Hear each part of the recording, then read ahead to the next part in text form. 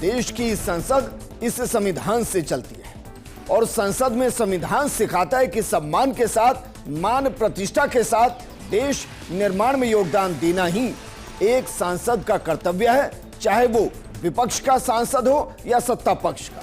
लेकिन शायद संसद में मर्यादाएं लांघना अब आम बात हो गई है। नई संसद में नए सत्र के साथ जो राष्ट्रपति के अभिभाषण पर धन्यवाद भाषण सत्ता और विपक्ष की तरफ से दिया गया, उसने देश को आईना दिखाया। राहुल गांधी ने जिस अंदाज में हिंदू से लेकर लोकसभा अध्यक्ष तक को कटघरे में खड़ा किया, अग्निवीर, रोजगार और अर्थव्यवस्था को लेकर भ्रांति पैदा की। लगभग 90 मिनट का राहुल गांधी का भाषण था, लेकिन सत्ता पक्ष मजबूती से सुनता रहा। कुछ मुद्दों और बयानों पर आपत्ति जरूर जताई, लेकिन राहुल के भाषण में अवरोध पैदा नहीं किया, क्योंकि राहुल गांधी नहीं, नेता प्रतिपक्ष बोल रहा था। लेकिन आज जैसे ही देश के प्रधानमंत्री या कहीं कि सदन के नेता जवाब देने आए, तो विपक्ष ने मर्यादाओं को लांघते हुए बयानबाजी शुरू कर दी। लेकिन मोदी रुके नहीं और कैसे देश की वर्तमान स्थिति से लेकर राहुल को मर्यादित अंदाज में आईना दिखाया, मर्यादा का पाठ पढ़ाया, राहुल के असत्य के नकाब को उतारकर सत्य का चेहरा दिखाया। ऐसा लगा मानो मोदी मूड में है। और आज हम आपको यही दिखाएंगे कि वार पर जो प्रहार किया गया उसके मायने क्या है, साथ ही राहुल के आरोप पर मोदी के प्रहार के साथ देश की जमीनी हकीकत क्या है। 99 मार्क्स लेकर एक बालक घमंड में घूम रहा था। अब उस बालक बुद्धि को कौन समझाए कि तुमने फेल होने का वर्ल्ड रिकॉर्ड बना दिया है। सत्य की ताकत क्या होती है वो आज मैंने जी करके देखा। सबसे पहले आपको एक वीडियो दिखाते हैं जो विपक्ष प्रधानमंत्री मोदी से जवाब मांग रहा था। आज जब वो राष्ट्रपति के अभिभाषण पर जवाब देने सदन में पहुंचे तो कैसे पूरा विपक्ष बौखला गया, बेवजह की नारेबाजी करने लगा, प्रधानमंत्री को बोलने से रोकने की कोशिश की गई। क्या संविधान को हाथ में लेकर संविधान बचाने की बात करने वाले विपक्ष की यह हरकत संवैधानिक थी? राहुल गांधी के साथ साथ विपक्ष के नेताओं को सोचना चाहिए। वीडियो जरा देखिए। माननीय प्रतिपक्ष के नेता, ये शोभा नहीं देता आपको पर्याप्त समय पर्याप्त अवसर दिया है, ये शोभा नहीं देता। आप सदन में डायरेक्शन दो। माननीय नेता जब बोल रहे हो, जब खड़े हो, ये शोभा नहीं देता आपके लिए, ये उचित नहीं है संसदीय परंपराओं के अनुसार। ये तरीका ठीक नहीं है आपका। नो, ये गलत तरीका है आपका और ये तरीका इस तरीके से नहीं चलेगा बिल्कुल। नो, गलत तरीका है। नो, ऐसे संसद के अंदर गरिमा बना के रखें आप गरिमा को तोड़ना चाहते हैं। आप संसद मर्यादा पीठ पीछे नहीं करें। आपको गरिमा नहीं, सदन की डायरेक्शन देते आप बेल में आने के लिए लोगों को। ये प्रतिपक्ष के नेता है आप। नो, गलत तरीका आपका। तो जरा सोचिए किस तरीके से लोकसभा अध्यक्ष बार बार मर्यादा का पाठ पढ़ाते रहे, लेकिन नए विपक्ष के नेता बने राहुल गांधी मर्यादाओं को लांघते रहे और लगातार वो इसी तरीके से असंसदीय अंदाज में सदन के नेता को रोकते रहे। लेकिन दूसरी तरफ सदन के नेता क्या कर रहे थे, मोदी क्या कर रहे थे, इसके लिए आपको एक तस्वीर वीडियो दिखाते हैं। इस वीडियो को जरा देखिए, क्योंकि विपक्ष के नारेबाजी के बीच का जो वीडियो हम आपको दिखा रहे हैं, इस वीडियो में एक संदेश छिपा है। कैसे मोदी को जब विपक्ष के नेता नारेबाजी करते हुए बोलने से रोकने की नाकाम कोशिश कर रहे थे, उस वक्त मोदी ने कैसे विपक्ष के नेता को पानी पिलाया। यह बताता है कि संविधान में विपक्ष का सम्मान कौन करता है और कौन संवैधानिक है और कौन दिखावा कर रहा है। सदन में जो तस्वीर आपको दिखा रहे हैं, उसमें जो ग्लास वेल में नारेबाजी कर रहे थे वो कांग्रेस के सांसद हैं, मणिकम टैगोर उनका नाम है। उन्होंने पानी के गिलास को नहीं लिया, लेकिन बाद में प्रधानमंत्री मोदी ने कांग्रेस के दूसरे सांसद हिबी ईडन को पानी का गिलास बढ़ाया और उन्होंने लेकर इसे पिया। अब जरा सोचिए, वो प्रधानमंत्री मोदी के खिलाफ ही नारेबाजी कर रहे थे, चिल्ला रहे थे, लेकिन प्रधानमंत्री मोदी ने उन्हीं की तरफ पानी का गिलास बढ़ा दिया और कहा कि चलिए, आप चिल्ला रहे हैं, गला सूख गया होगा, गला सूख गया होगा, थोड़ा पानी पीजिए और उसके बाद फिर से आपको जो करना है अपने नेता प्रतिपक्ष के कहने पर वो करते रहिए। लेकिन ये संसद की दो तस्वीरें हैं, एक तरफ मर्यादाओं को लांघा गया और दूसरी तरफ संवेदनाओं को दिखाया गया। लेकिन प्रधानमंत्री मोदी ने राहुल को आज कई बार आईना दिखाया और आईना दिखाने की शुरुआत एक उदाहरण के साथ की और बताया कि पूरी कांग्रेस राहुल को झूठ के चश्मे से देश को दिखा रही है और राहुल आईने पर जमी धूल, जो झूठ की धूल है, उसको साफ कर देखने की स्थिति में नहीं है और ना ही राहुल को बताया जा रहा है कि आप गलत हैं, आपने गलती की है। एक बच्चे की तरह राहुल का मन बहलाया जा रहा है। जरा सुनिए, मोदी ने राहुल गांधी को जमीनी हकीकत दिखाने के लिए जिस उदाहरण का जिक्र किया वो क्या था।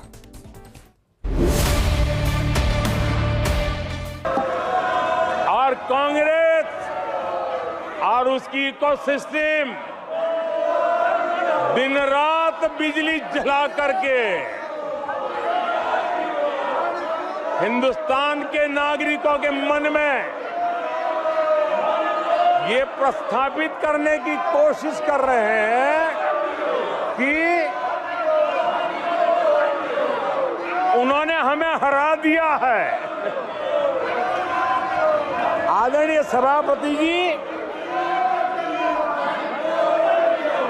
ऐसा क्यों हो रहा है, मैं जरा अपने सामान्य जीवन के अनुभव से बताता हूं।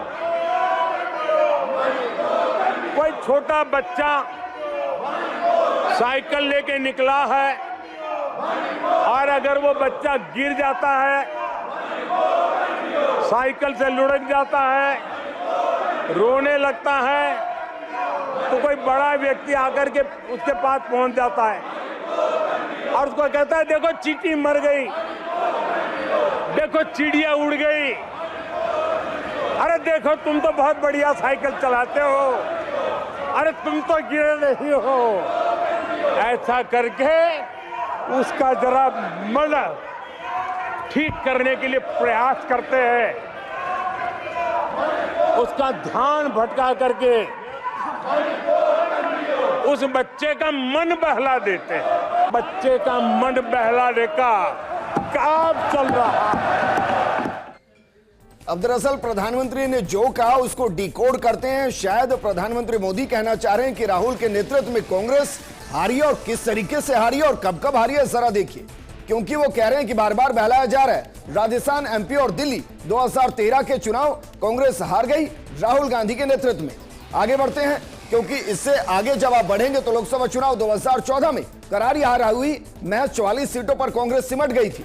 हरियाणा और महाराष्ट्र चुनाव 2014 कांग्रेस हार गई राहुल गांधी के नेतृत्व में। दिल्ली चुनाव 2015 हार गई कांग्रेस राहुल गांधी के नेतृत्व में। इससे आगे बढ़िए, बंगाल और असम 2016 का चुनाव हार गई कांग्रेस राहुल गांधी के नेतृत्व में। गुजरात और हिमाचल 2017 का चुनाव हार गई राहुल गांधी के नेतृत्व में। इससे आगे यूपी, गोवा और उत्तराखंड 2017 के चुनाव हार गई राहुल गांधी के नेतृत्व में। इससे अलावा मेघालय, त्रिपुरा और नागालैंड 2018 के चुनाव राहुल गांधी के नेतृत्व में कांग्रेस हार गई। लोकसभा चुनाव 2019 में 52 सीटों पर सिमट गई कांग्रेस और बंगाल और असम चुनाव में 2021 के अंदर भी राहुल गांधी के नेतृत्व में कांग्रेस हार गई और ये हार है लगातार। यूपी, पंजाब, गोवा चुनाव 2022 ये भी चुनाव हार गई। गुजरात चुनाव 2022 हार गई। इससे आगे जब 2023 के चुनाव आप देखेंगे तो 2023 में राजस्थान, गुजरात, मध्य प्रदेश के चुनाव हार गई और उसके बाद 2024 का चुनाव एक बार फिर से लोकसभा का हार गई राहुल गांधी के नेतृत्व में। और शायद उस उदाहरण के जरिए प्रधानमंत्री मोदी ये बता रहे हैं कि एक नेता जिसके नेतृत्व में बार बार हार रहे हैं और पार्टी कह रही है कि नहीं साहब, आप ही हमारे सबसे बड़े नेता हैं और आपकी वजह से चुनाव नहीं हार रहे हैं, वजह कुछ और है। बहरहाल प्रधानमंत्री मोदी ने कांग्रेस को परजीवी भी कहा। पहले बयान सुनिए, फिर बयान के मायने आपको समझाएंगे। 2024 से जो कांग्रेस है वो परजीवी कांग्रेस है और परजीवी वो होता है जो जिस शरीर पर उस शरीर के साथ रहता है, ये परजीवी उसी को ही खाता है। कांग्रेस भी जिस पार्टी के साथ गठबंधन करती है उसी के वोट खा जाती है और अपनी सहयोगी पार्टी की कीमत पर वो फलती फूलती है और इसलिए कांग्रेस परजीवी कांग्रेस बन चुकी है। मैं जब परजीवी कह रहा हूं तो तथ्यों के आधार पर कह रहा हूं। आदरणीय सभापति जी, मैं कुछ आंकड़े आपके माध्यम से सदन को और इस सदन के माध्यम से देश के सामने रखना चाहता हूं। जहां जहां भाजपा और कांग्रेस का सीधा मुकाबला था या जहां कांग्रेस मेजर पार्टी थी और साथी के पास 1, 2, 3 सीटें थी, वहां कांग्रेस का स्ट्राइक रेट सिर्फ और सिर्फ 26% है, 26% है। तो प्रधानमंत्री मोदी ने परजीवी कहा, लेकिन अब उसके पीछे की वजह बताते हैं, क्योंकि ऐसा लगता है शायद कांग्रेस आत्मविश्वास खो गई है। देश की सबसे पुरानी पार्टी होने के बाद भी आज वो लोकसभा की 50% सीटों पर भी चुनाव लड़ने की स्थिति में नजर नहीं आई और कांग्रेस बड़े राज्यों में चुनाव लड़ने से डरती हुई नजर आई। जरा देखिए, 2024 के चुनाव में उत्तर प्रदेश की 80 में से सिर्फ 17 सीटों पर ही कांग्रेस ने चुनाव लड़ा, बाकी गठबंधन ने लड़ा। महाराष्ट्र के 48 में से सिर्फ 17 सीटों पर कांग्रेस ने चुनाव लड़ा, बाकी गठबंधन ने लड़ा। बिहार की 40 में से सिर्फ 9 सीटों पर कांग्रेस चुनाव लड़ी, बाकी गठबंधन लड़े। तमिलनाडु की 39 में से सिर्फ 9 सीटों पर चुनाव लड़ी, बाकी गठबंधन लड़े। इसके अलावा पश्चिम बंगाल की 42 में से सिर्फ 13 सीटों पर कांग्रेस चुनाव लड़ी, बाकी पर गठबंधन चुनाव लड़ता हुआ नजर आया। और जरा सोचिए, 542 में से 300 के आसपास सीटों पर ही कांग्रेस कैंडिडेट को खड़ा कर पाई। लेकिन कांग्रेस की हार की हैट्रिक, फिर भी नैरेटिव इस तरीके का क्यों बनाया गया कि बीजेपी को हरा दिया गया। मोदी ने राहुल गांधी को आईना दिखाया कि खुद के गिरेबान में देखिए, वरना चुनाव से गायब हो जाएंगे। कुछ आंकड़े इससे जुड़े भी बताएंगे, लेकिन उससे पहले जरा आप बयान सुनिए।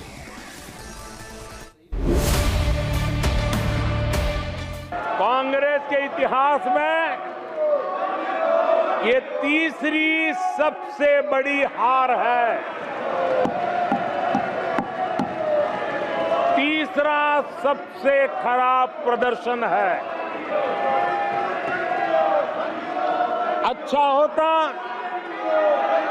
कांग्रेस अपनी हार स्वीकार करती, जनता जनार्दन के आदेश को सर आंखों पर चढ़ाती। दरअसल सोचिए जरा, 2014 में महज 44 सीटें, 2019 में 52 सीटें और 2024 में 99 सीटें, और जो कुल 542 सीटों का महज 18% है। हार की हैट्रिक के बाद भी जीत सा जश्न क्या अपनी आंखों पर पट्टी बांध सच को ना देखने का झूठा नाटक करना नहीं है। बहरहाल मोदी यही नहीं रुके। मोदी ने कहा कि कांग्रेस 99 सीटें भी परजीवी बनकर जीती है। जब उसने चुनाव प्रचार में झूठ की फैक्ट्री खोली, जमकर झूठे वादों को जनता तक पहुंचाया, साथ ही अराजकता फैलाई, उसके बाद इतनी सीटें ले पाई। जरा सुनिए। कांग्रेस पार्टी खुलेआम एक जाति को दूसरी जाति के खिलाफ लड़ाने के लिए रोज नई नए नैरेटिव कर रही है, नए तय अफवाहें फैला रही है। आदरणीय सभापति जी, देश के एक हिस्से के लोगों को हीन बताने की प्रवृत्ति का भी कांग्रेस के लोग बढ़ावा दे रहे हैं। आदरणीय सभापति जी, कांग्रेस देश में आर्थिक अराजकता फैलाने की दिशा में भी सोची समझी चाल चल रही है। चुनाव के दौरान जो बातें की गई, राज्यों में, उनके राज्यों में जिस प्रकार से आर्थिक कदम ये उठा रहे हैं, ये वो रास्ता आर्थिक अराजकता की तरफ देश को घसीट। तो प्रधानमंत्री यहीं नहीं रुके, उन्होंने शोले की मौसी वाले डायलॉग के अंदाज में भी राहुल गांधी को जमकर नसीहत दी, वो आपको सुनाएंगे। तो जिस अंदाज में प्रधानमंत्री मोदी ने प्रहार किया, न सिर्फ विपक्ष को मौन किया बल्कि नसीहत दी कि स्वच्छ राजनीति में देश को भ्रमित नहीं करना चाहिए। विपक्ष की भी भूमिका होती है कि वो जो सुझाव दे वो देश हित में हो, लेकिन प्रधानमंत्री मोदी ने फिल्मी अंदाज के अंदर, शोले की मौसी के अंदाज में राहुल गांधी को जो आईना दिखाया वो पूरा विपक्ष देखता रह गया। जरा देखिए। आप सबको शोले फिल्म की वो मौसी जी याद होगी।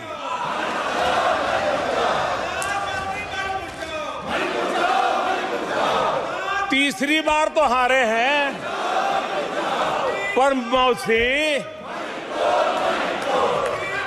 ये बात तो सही है, तीसरी बार ही तो हारे हैं, पर मौसी मोरल विक्ट्री तो है ना। आदरणीय सभापति जी, 13 राज्यों में 0 सीटें आई हैं। अरे मौसी, 13 राज्यों में 0 सीटें आई हैं, पर हीरो तो है ना।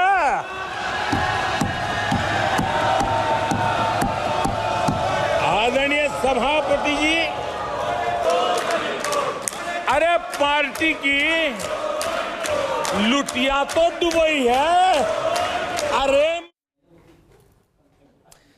तो बालक बुद्धि ने कांग्रेस की लुटिया तो डुबोई है, लेकिन प्रधानमंत्री मोदी 2024 के अंदर बोल रहे थे, लेकिन राहुल गांधी ने जो पुरानी संसद के अंदर किया उसका भी जमकर जिक्र किया और कहा कि बालक बुद्धि कैसे आंख मारते हैं, गले पड़ जाते हैं।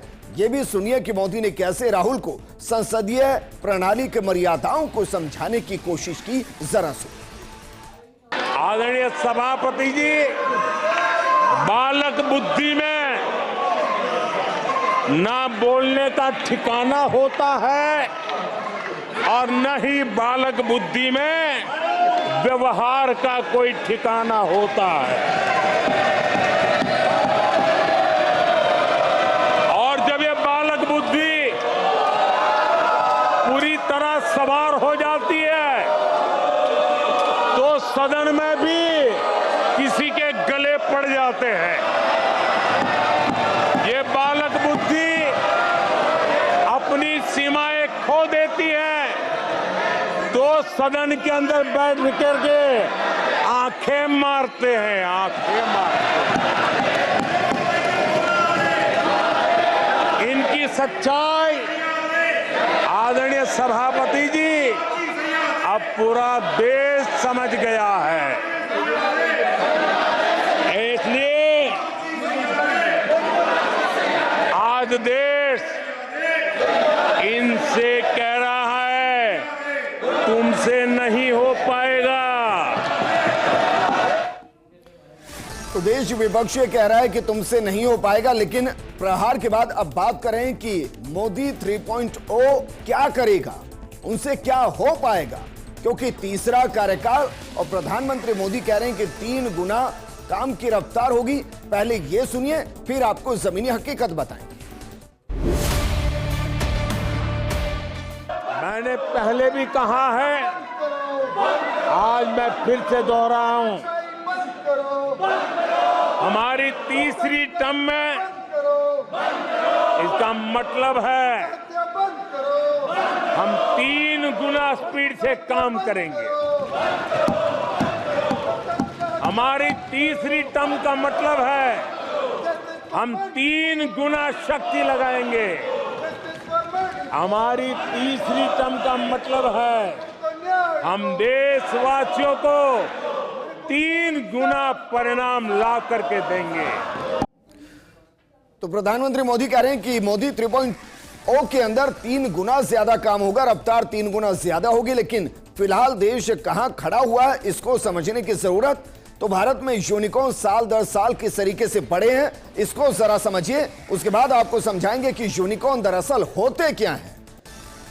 इस पूरे ग्राफिकल प्रेजेंटेशन के जरिए हम आपको समझाने की कोशिश करेंगे। देखिए 2012 में देश के अंदर सिर्फ 2 यूनिकॉर्न थे, 13 में 3, 2014 के अंदर मोदी सरकार शुरू हुई 4 यूनिकॉर्न, 15 में 8, 2 गुने हो गए, 16 के अंदर 4 फिर बढ़े, 17 में 1 बढ़ा, 18 में सीधे आप देखेंगे 7 यूनिकॉर्न बढ़े, उसके बाद 9 यूनिकॉर्न बढ़े, उसके बाद 11 यूनिकॉर्न बढ़े और 11 के बाद सीधे 44 यूनिकॉर्न बढ़े।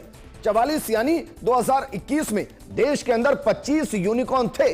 इससे आगे जब आप जाएंगे तो देखिए 2022 के अंदर 100 यूनिकॉर्न हो गए और उसके बाद 2023 के अंदर जो आंकड़ा रहा वो आंकड़ा रहा 111 यूनिकॉर्न का और 2024 के लिए जो आंकड़ा बताया जा रहा है, जो कैलकुलेशन लगाई जा रही है वो है दरअसल 147 यूनिकॉर्न की। और दुनिया के अंदर यूनिकॉर्न के मामले में हम वर्ल्ड मैप पर तीसरे स्थान पर हैं। लेकिन यूनिकॉर्न होते क्या है इसको जरा समझिए। कोई स्टार्टअप जो आम आदमी शुरू करता है उसका वैल्यूएशन 8,200 करोड़ से ज्यादा हो जाए तो उसे यूनिकॉर्न स्टार्टअप कहा जाता है। यानी कि 147 से ज्यादा हिंदुस्तान के अंदर वो यूनिकॉर्न होंगे जिनका वैल्यू 8,200 करोड़ से ज्यादा होगी। यूनिकॉर्न स्टार्टअप की शुरुआत 2013 में हुई थी और इस शब्द का इस्तेमाल सबसे पहले एली ली ने किया था। ये काउबॉय वेंचर के फाउंडर हैं। उन्होंने यूनिकॉर्न स्टार्टअप को लेकर एक ब्लॉग भी पोस्ट किया था। अमेरिका में 39 सॉफ्टवेयर कंपनियों का वैल्यूएशन $1 अरब से ज्यादा है और ये सभी कंपनियां यूनिकॉर्न हैं। इनके ब्लॉग के बाद यूनिकॉर्न शब्द का इस्तेमाल काफी ज्यादा होने लगा था और हिंदुस्तान मानकर चलिए कि आने वाले 10 सालों में यूनिकॉर्न का हब होगा। यानी कि दुनिया में सबसे ज्यादा बेहतरीन स्टार्टअप्स जो होंगे वो हिंदुस्तान में होंगे। लेकिन बीते 5 साल में 10 गुना से ज्यादा यूपीआई ट्रांजैक्शन बढ़ा, क्योंकि प्रधानमंत्री मोदी ने कहा कि एक दौर था जब 1 रुपया चलता था 85 पैसे कहीं गायब हो जाते थे और खाते में सिर्फ 15 पैसे बचते थे। लेकिन आज यूपीआई ट्रांजैक्शन आप इसको सीधा डायरेक्ट बेनिफिट ट्रांसफर भी कह सकते हैं, वो किस तरीके से देश में बढ़ा है इसको जरा समझिए। मोटे तौर पर 2019-20 में 1251.90 करोड़ रुपए की ट्रांजैक्शन की संख्या थी और ट्रांसफर की गई राशि जो थी वो 21 लाख करोड़ के आसपास थी और जो बढ़कर 2023-24 में कितनी हो गई, ट्रांजैक्शन की संख्या 13,113 करोड़ रुपए हो गई और जो ट्रांसफर की गई राशि जो 2019-20 में महज 21 लाख करोड़ थी वो 21 लाख बढ़कर 199 लाख करोड़ के आसपास हो गई। यानी कि लगभग 10 गुना से ज्यादा बढ़ गई है ऑनलाइन ट्रांजैक्शन। और ऑनलाइन ट्रांजैक्शन में 1 रुपया भेजेंगे तो 1 रुपया ही जाएगा, 85 पैसे कहीं गायब नहीं होंगे और यह व्यवस्था देश के अंदर की गई है। लेकिन भारत दुनिया में 5वीं सबसे बड़ी अर्थव्यवस्था वर्तमान में है, जिसके लिए कहा जा रहा है कि 2030 तक तीसरी सबसे बड़ी अर्थव्यवस्था भारत बन जाएगा। जरा इसको भी समझिए। पहले नंबर पर अमेरिका है 26.85 ट्रिलियन डॉलर के आसपास, चीन है 19.37 ट्रिलियन डॉलर के आसपास, जापान 4.41 ट्रिलियन डॉलर के आसपास, जर्मनी 4.30 ट्रिलियन डॉलर के आसपास और भारत 3.75 ट्रिलियन डॉलर के आसपास, और जिसे आने वाले वक्त में 5 ट्रिलियन डॉलर के आसपास बनाने की तैयारी की जा रही है। और ये मोदी के कार्यकाल मोदी 3.0 की वो चुनौती है जिसको पूरा करने की तरफ देश बढ़ रहा है। लेकिन प्रधानमंत्री मोदी ने जिस शब्दों के साथ अपने पूरे राष्ट्रपति के अभिभाषण में धन्यवाद प्रस्ताव के दौरान बोलते हुए अंत किया, उसी के साथ हम आपको छोड़कर जा रहे हैं। सुनिए प्रधानमंत्री ने अंत में क्या कहा था। नमस्कार। मुझे बहुत आनंद आया, आज बहुत आनंद आया। सत्य की ताकत क्या होती है वो आज मैंने जी करके देखा है। सत्य का सामर्थ्य क्या होता है, उसको मैंने आज उसका साक्षात्कार किया। और इसलिए सभापति जी, मैं आपका हृदय से आभार व्यक्त करता हूं। बहुत बहुत धन्यवाद।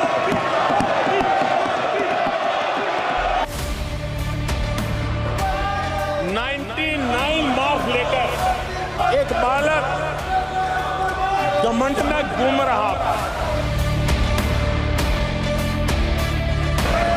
अब उस बालक बुद्धि को कौन समझाए कि तुमने फेल होने का वर्ल्ड रिकॉर्ड बना दिया है। सत्य की ताकत क्या होती है वो आज मैंने जी करके देखा है।